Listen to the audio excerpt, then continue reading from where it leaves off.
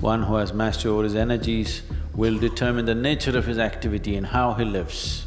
One who has mastery over time will determine the nature of his life and death, and he can determine whether he wants to live or die. You stopped everything and just sit here, that means you're doing something absolutely wonderful to this being. Then we are fine with you. If you're doing something great to yourself, we are fine with you. If you can't do that, you must be doing something useful to 10 people around you.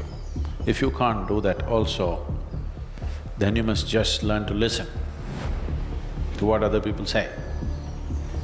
Either you must be useful to yourself or to a few people around you. If you can't do both, what's the point of living, I'm asking?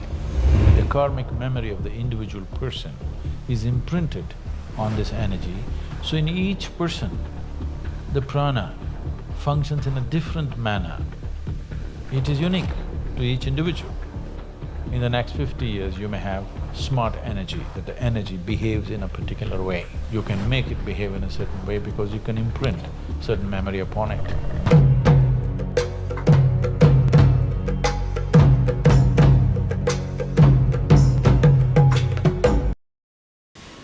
When a human being is born,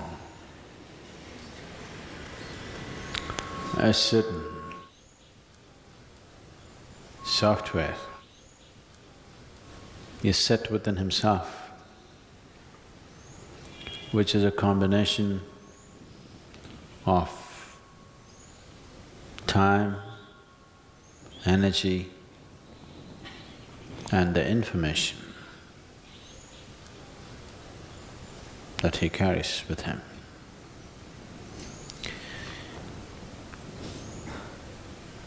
These three together will determine various aspects of life. These three together will even determine how long a human being lives and how he lives. So if this is so, is this all predetermined?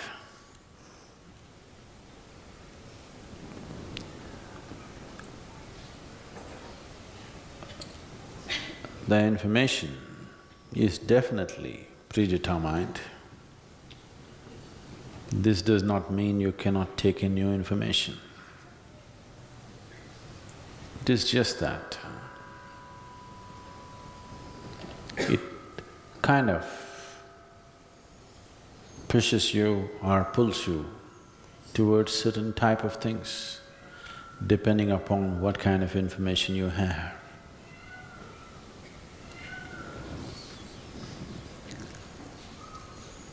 But this does not stop you from taking in fresh information today, this moment. Energy is allotted for different aspects of life. This information that we were talking about, the whole heap of information, is referred to as sanchita or sanchita karma. The allotted information which must be handled, which is more urgent, express, and a little more compulsive than the rest of it. This information that you have is from elsewhere, what life has gathered. The energy allotted within the system allots according to the nature of the information. If your information or the karmic information is leaning towards or veering towards, let's say, for example, physicality, you will see the energies naturally allot themselves into the physical structure of who you are. If the information is leaning towards your intellectual process, accordingly the energy allots itself to that activity. If the information is very emotional, energy allots itself to that dimension. If it is inclining towards a spiritual dimension, then energy allots itself in that direction. This allotment is happening by natural tendencies, but this does not mean one cannot reallocate. One can reallocate, but if you simply go by your tendencies, yes, life is predetermined. If you are 100% a slave of your tendencies, life is predetermined. Very easily we can predict what will happen. Reallocation of energy, how we manage our energies, in which direction we focus on energies, do we enhance it or do we deplete it? These things are very much in our hands. But the third dimension, which is an important composite of one's life, is the time. Time ticking away all the time. You can't slow it down, you can't hasten it. You can conserve your energy, you can throw your energy around, you can develop it, you can make it phenomenally big or insipid, but time going away. So this time has its own intelligence and it flows according to certain parameters of karmic information and the energy allotment that's available in one's system. So can't we do anything about it? We can, but that is a much more elusive dimension of life than the other two. The other two are much easier to manage and manifest in one's life. Generating energy and using it the way you want.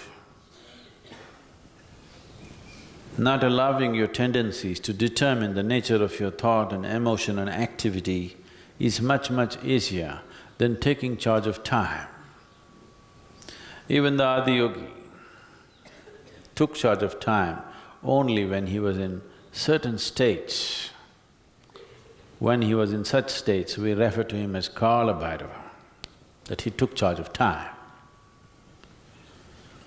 Time determines the nature or the duration of one's life and death.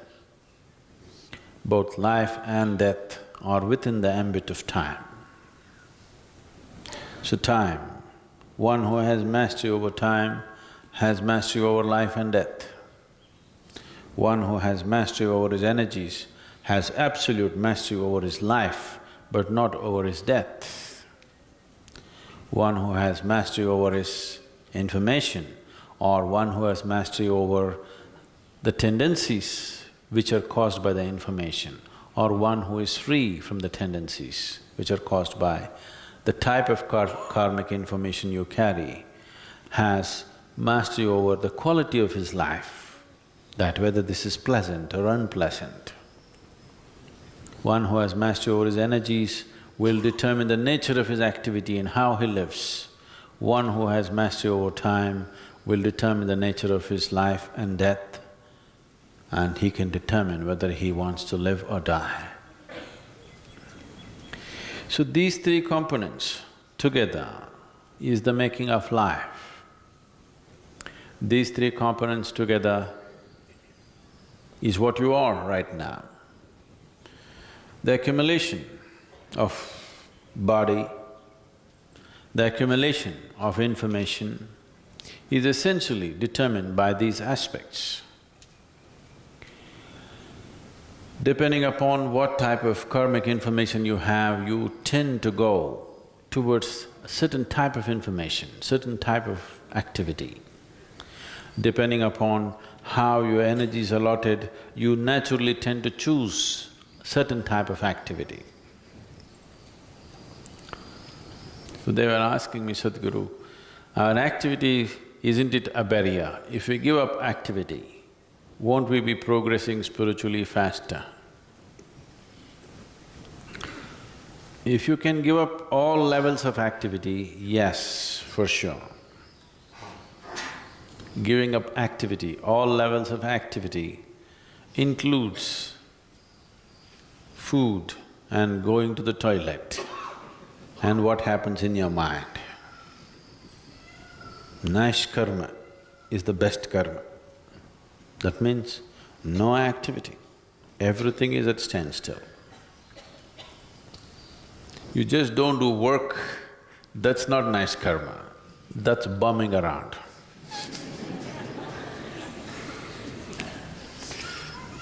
That's a bad karma. If you can simply close your eyes and sit here for days on end, that means you're doing something good to this being. You stopped everything and just sit here, that means you're doing something absolutely wonderful to this being. Then we are fine with you. If you're doing something great to yourself, we are fine with you. If you can't do that, you must be doing something useful to 10 people around you. If you can't do that also, then you must just learn to listen to what other people say. Either you must be useful to yourself or to a few people around you. If you can't do both, what's the point of living, I'm asking?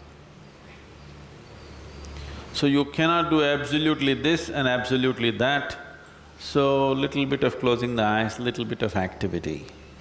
Not little Sadhguru whole day, that's what I call as little.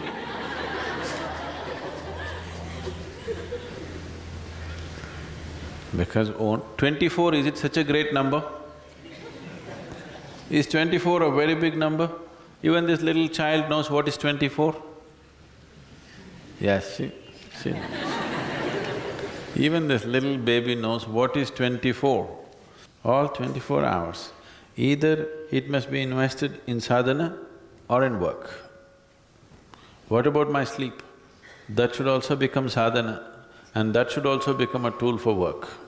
Rest is the basis of activity, do you understand? Rest has no purpose by itself. If you only want to rest, you must rest in peace. If you want to practice only rest, then we will bury you. You can practice rest.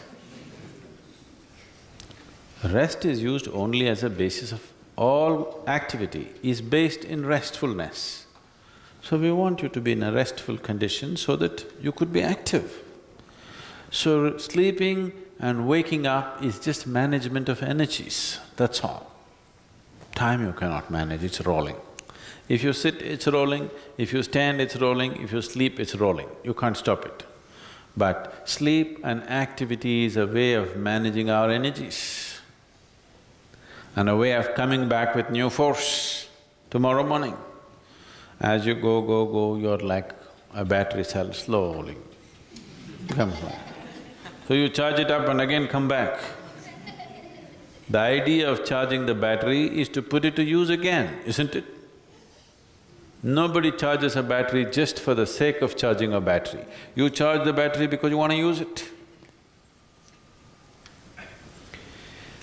So, if one not intellectually understands, if one grasps these three dimensions within yourself, that you are a combination of time, energies and information, if you can conduct these three things, if you can conduct all these three things effectively, then you're free in every way, in every way. That's liberation, that's mukti. If you can conduct all these three things consciously, you are 100% free. If you just conduct your information consciously and you can manage it well, you are 33% free, you still don't have passing mark. If you manage your energies well and also information well, you are 66%, all right, you're doing okay. But if you manage all the three, then you're free. The word prana, there is no equivalent word in English, but we can say it's the vital energy. That which we call as the life energy is prana. Prana has 10 different manifestations in the body. But for the sake of understanding, we'll bring it down to 5. These 5 are referred to as 5 vayus or panchavayus. This is pranavayu, samanavayu, udhanavayu, apana and vyana. They're in charge of different dimensions of what happens in this human mechanism. This is an endless subject if I speak like this. I'm just trying to abridge it in a sensible manner. Taking charge of this. Yama means to control or to take charge. Pranayama means a method with which you want to take charge these panchavayus. Because how your body functions, how your mind functions, how the whole physiological framework, this human mechanism, how it functions, is determined by this energy. This is an energy, it is an intelligent energy, in the sense it carries a certain amount of memory. The karmic memory of the individual person is imprinted on this energy, so in each person, the prana functions in a different manner. It is unique to each individual. It is not like… it is like electricity. Electricity is not smart. It can light up the the light bulb, it can run the camera, it can, run the air conditioning, it can do million things, but not because of its intelligence. It does the same thing, always. Because of a particular device, a certain thing happens. But now I'm talking about, this will happen in future, that you may have smart electricity. It is not far away. In the next 50 years, you may have smart energy, that the energy behaves in a particular way. You can make it behave in a certain way because you can imprint certain memory upon it. So this is an intelligent energy where a certain amount of imprint is there. Because of that, it functions in a specific manner in an individual person. That is going into an extremely refined form of pranayama where we particularly design something for an individual person because he's in a certain way. For that, to come to that level, it will need a general level of pranayama where it takes care of these 5 vayus. If one has a certain mastery over these 5 vayus, there is no such thing as physical ailment or particularly psychological ailment is out of question.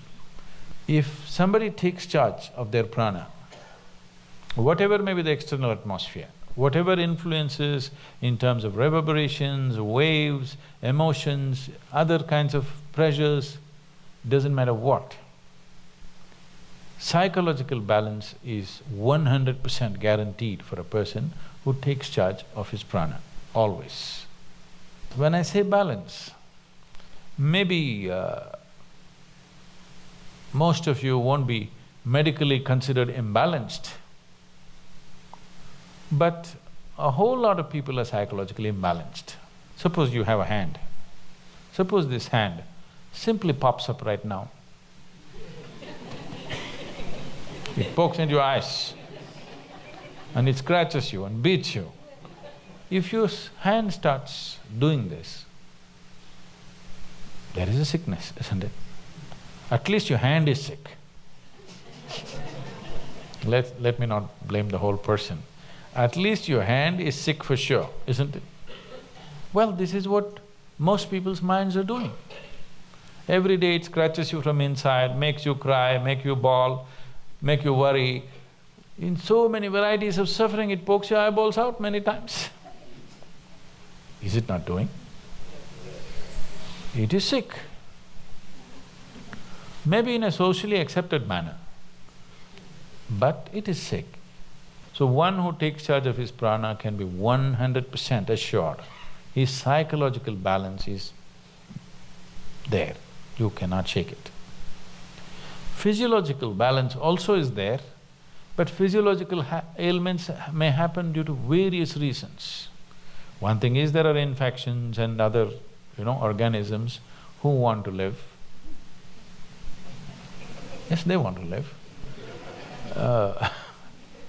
Another thing is variety of chemicals and poisons and stuff we may swallow knowingly, unknowingly, and it can cause things.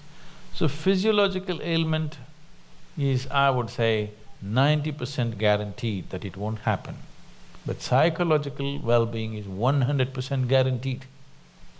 If you're psychologically in an extremely good place, 10% of physiological problems are not even a problem,